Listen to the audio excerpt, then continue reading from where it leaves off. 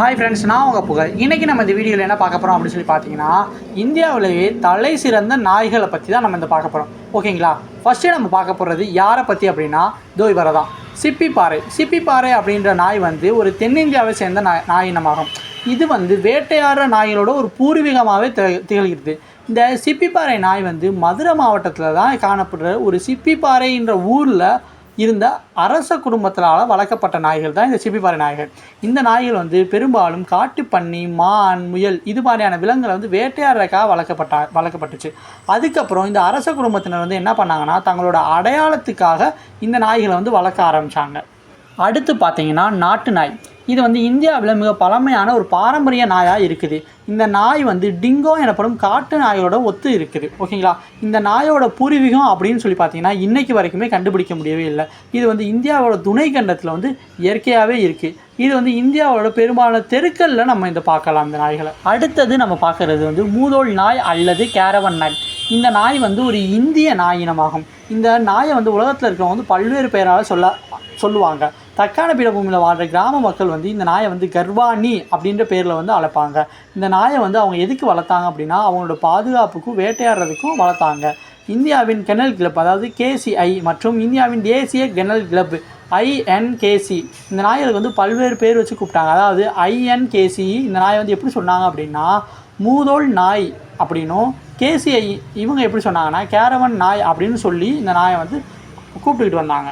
அடுத்ததாக வந்து ராம்பூர் வேட்டை நாய். அதாவது இந்த நாய் வந்து நார்த் இந்தியாவை பூர்வீகமாக கொண்டது. நார்த் இந்தியாவில் உள்ள ராம்பூர் அப்படின்ற இடத்த வந்து பூர்வீகமாக கொண்ட நாய் தான் இந்த நாய்.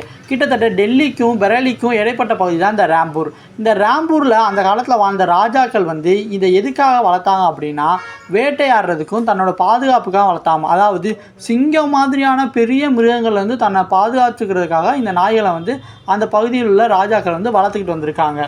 அடுத்தது வந்து பார்த்திங்கன்னா புள்ளிக்குட்டா அப்படின்னு அழைக்கப்படுற இந்த நாய் வந்து பார்த்திங்கன்னா இந்தியா மற்றும் பாகிஸ்தான் நாடுகளில் பூர்வீகமாக கொண்டது. இந்தியாவோட துணை கண்டத்தில் தோன்ற இந்த நாய் வந்து ஒரு பெரிய நாய் இனமாகும். இந்த நாய் இனங்கள் வந்து பெரும்பாலும் பஞ்சாப் பகுதியில் தான் காணப்படும். இந்த நாய் வந்து வேட்டையாடுறதுக்கும் பாதுகாப்புக்கும் வளர்க்கப்பட்டுச்சு. அதுக்கப்புறம் பார்த்திங்கன்னா நாய் சண்டைக்கு வளர்க்க ஆரம்பித்தாங்க இந்த நாய்களை. அடுத்து வந்து பார்த்திங்கன்னா நமக்கு எல்லாத்துக்குமே ரொம்பவும் பரிச்சயமான ஒரு நாயினம் தான். என்னன்னு சொல்லி பார்த்தீங்கன்னா நம்மளுடைய ராஜபாளையம் நாயினம் தான். தமிழ்நாட்டில் இருக்க ராஜபாளையன்ற ஊரை வந்து பூர்வீகமாக கொண்ட நாய் வந்து பிரிட்டிஷ்காரர்களுக்கு எதிர்த்து போராட அவங்களோட குதிரைப்படையை வந்து எதிர்க்கிறதுக்கு பயன்பட்ட நாய்கள் தான் இந்த ராஜபாளைய நாய்கள். இந்த நாயினங்கள்லேயே வெள்ளை நிறம் மற்றும் சிவந்த மூக்கு தோற்றமுடைய நாய்கள் வந்து ரொம்பவுமே சிறப்பு வாய்ந்த நாய்கள். அடுத்து வந்து பார்த்திங்கன்னா நம்ம பார்க்குறது வந்து கோம்பை நாயினங்கள். கோம்பை நாய் அப்படின்றது தமிழகத்தை வந்து ஒரு பூர்வீகமாக கொண்ட ஒரு நாயினமாகும். தென்னிந்தியாவிலே மிகச்சிறந்த வேட்டையாடும் நாய் அப்படின்னு சொல்லி பார்த்தீங்கன்னா இந்த கோம்பை நாயை தாங்க சொல்லுவாங்க. கிட்டத்தட்ட 9ஆம் நூற்றாண்டில் வந்து இந்த நாய்கள் வந்து காட்டு விலங்குகளை வேட்டையாடுறதுக்கு, அதாவது குறிப்பாக பார்த்தீங்கன்னா காட்டெருமை, காட்டுப்பன்றி, மான் இதை வந்து வேட்டையாடுறதுக்கு வளர்க்கப்பட்ட நாய்கள் தான் இந்த கோம்பை நாயினங்கள்.